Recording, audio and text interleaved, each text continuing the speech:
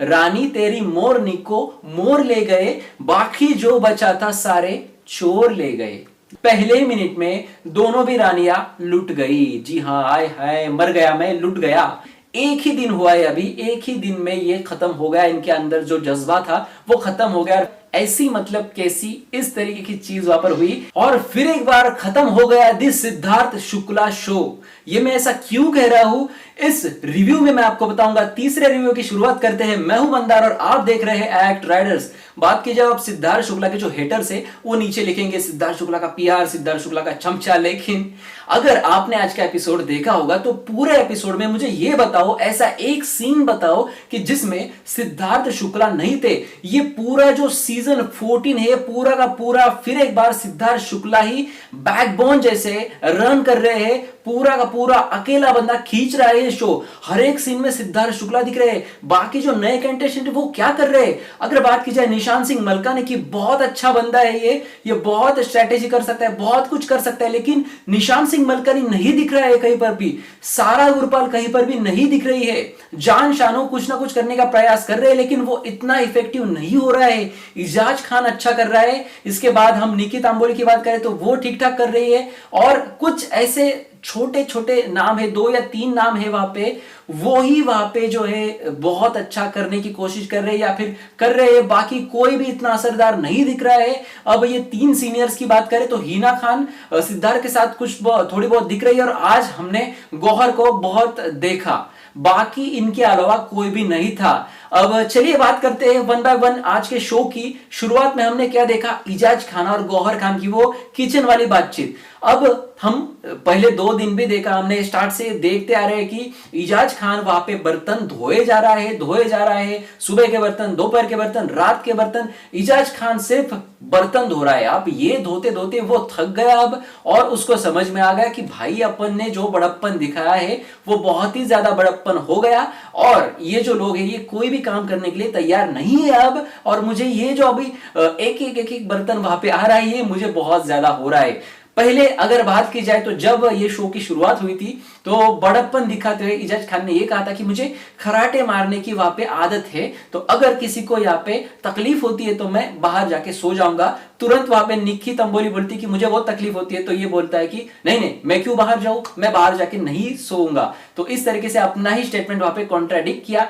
अब बात की जाए तो जब ड्यूटीज ये बांट रहे थे तो इन्होंने ये कहा कि मैं तीनों टाइम के जो है बर्तन कर सकता हूं। आपने देखा होगा कल का एपिसोड, तो यहां पे गौहर बोली कि नहीं नहीं इतना आपको करने की जरूरत नहीं, तो आप 2 ही टाइम के करें। तो यहां पर भी बड़प्पन दिखाते हुए इजाज खान ये कहते हैं कि नहीं नहीं मुझे आदत है और मैं ये आराम से कर सकता हूं 3 टाइम के। लेकिन एक ही दिन हुआ है, अभी एक ही दिन में ये खत्म हो गया। इनके अंदर जो जज्बा था वो खत्म हो गया और फिर वो गौहर को इसकी तकरार करते हुए, इसकी जो है कंप्लेंट करते हुए वहां पे दिखाई दिए। और ये जो है ये अब सिद्धार्थ शुक्ला इनको समझा रहे थे कि देख भाई, अब हमें कुछ डिसीजन लेना है इस बिग बॉस के घर में तो हमें बहुत सोच समझ कर लेना होता और हमें बड़प्पन दिखाना है तो फिर ये हमारे ऊपर आता है, फिर बाकी लोग आराम से बैठ जाते, फिर आप काम पे लग जाएंगे। जैसे कि सीजन 13 में हमने देखा सिद्धार्थ शुक्ला ने चॉपिंग के सिवा कोई काम नहीं किया था, फिर भी वो विनर हो गए थे। अब मैं ये नहीं बता रहा कि किसी ने काम नहीं करना चाहिए, बंदा बहुत अच्छे से काम कर रहा है, लेकिन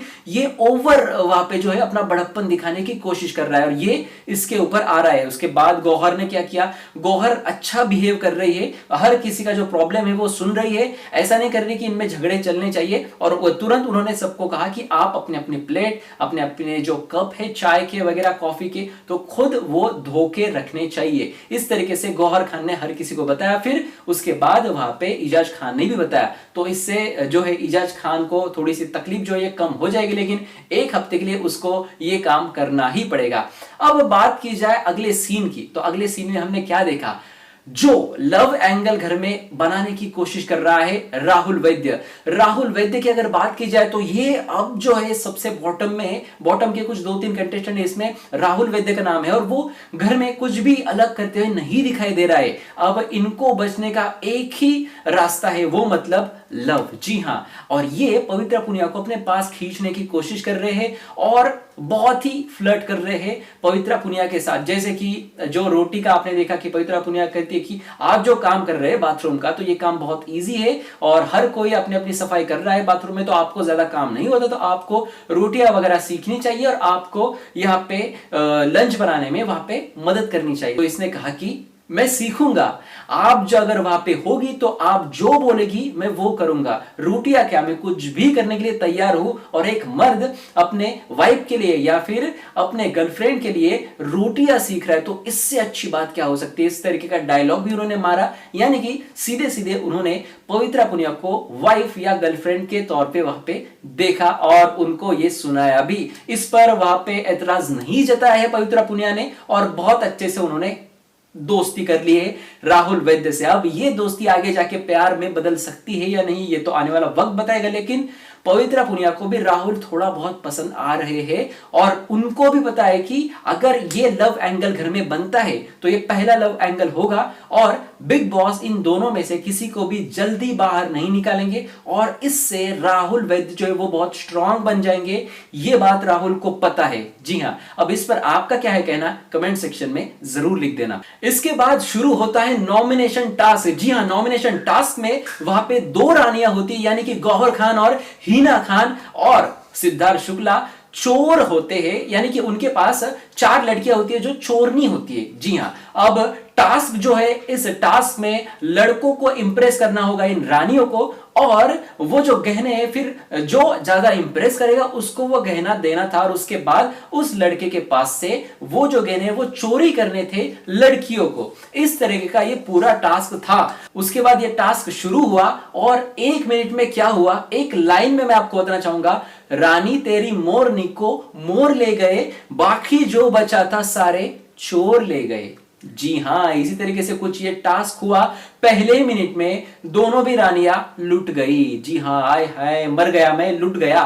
सिद्धार्थ शुक्ला ने अपनी जो चारों जो चोर थे, चोरनियां थी, उनको डाल दिया वहां पे और बजर बजने के बाद वहां पे हर किसी को वहां पे जो गहने थे हर किसी के पास वो छीने झपटे और वो लुट गए। जी हां, इसी तरीके से टास्क वहां पे खत्म हो गया और उसके बाद यही बात बाकी रही कि किसके पास कितने गहने हैं। और इसके बाद में हर कोई वहां पे डिस्कशन कर रहा था, लड़के लड़कों में डिस्कशन कर रहे थे, लड़कियां अलग से डिस्कशन कर रही थी, और तब ये पता चला कि लड़कों के पास थोड़े से ज्यादा गहने हैं और ये गहने एक को इम्यून करने के लिए काफी है। तो यहां पर वो अभिनव को इम्यून करने के लिए राहुल के पास जा रहे थे, क्योंकि राहुल ने अगर उसके पास के 2 गहने नहीं दिए होते वहां पे अभिनव शुक्ला को, तो वहां पे अभिनव इम्यून नहीं होता। और वो पूरी तरीके से कोशिश कर रहे थे राहुल को किसी भी तरीके से जो है मनाए, लेकिन राहुल मानने के लिए तैयार नहीं था। और राहुल ने वो जो स्टैंड लिया ये मुझे बहुत अच्छा लगा। आप ये कहोगे कि क्यों अच्छा लगा, क्योंकि बिग बॉस के घर में रहने के लिए ग्रुप के अपोजिट ही स्टैंड लेने होते हैं, तभी आप आगे जाते हो। अगर आपके खिलाफ पूरा ग्रुप हो गया तो भाई आपको लोगों का सपोर्ट मिलता है। ये कहीं ना कहीं अच्छी चीज हुई राहुल की तरफ, लेकिन राहुल बाद में फंस गए गौहर की बातों में और गौहर को वो दोनों भी गहने उसने दे दिए। राहुल ये बात कर सकता था उनके पास कि आप ये जो मेरे पास 2 गहने ये मैं आपको नहीं दूंगा, ये सारे गहने मेरे को दे दो और मुझे इम्यून करो। ये शर्त भी राहुल रख सकता था, लेकिन राहुल ने ये शर्त भी नहीं रखी। अपने स्वार्थ की एक शर्त थी लेकिन ये नहीं रखी और गौहर भी उसको यही बात समझा रही थी। गौहर शायद मुझे ऐसा लगता है कि थोड़ी सी अच्छी बातें बताती है, लेकिन उसने अपने दिमाग से उसके पास से 2 गहने वो ले लिए और उसके बाद हमने रिजल्ट में ये देखा कि वहां पे अभिनव शुक्ला जो है ये इम्यून हो गए। अब सिद्धार्थ शुक्ला और गौहर खान का इसमें बहुत झगड़ा हो गया। गौहर खान का यह कहना था कि आपने हमें टास्क करने ही नहीं दिया, जैसे कि बजर बजा आपने चोरी शुरू कर दी। अब मैं अगर दोनों को एक तरफ से देखूं कि इसके साइड से भी सोचूं और उसके साइड से भी सोचूं, तो दोनों भी अपने अपनी जगह पे बराबर है। लेकिन गौहर खान की यह गलती हुई कि बजर बजने के बाद उसमें लिखा था साफ साफ कि रानियों को वहां पर जाके बैठना था। अगर वहां पे हिना खान बैठती है तो इनको भी वहां पे जाके बैठना था और ये नहीं हुआ हो पाया, और इससे पहले ही वहां पे इन लोगों ने उनके गहने चुरा लिए, ऐसा गौहर का कहना था।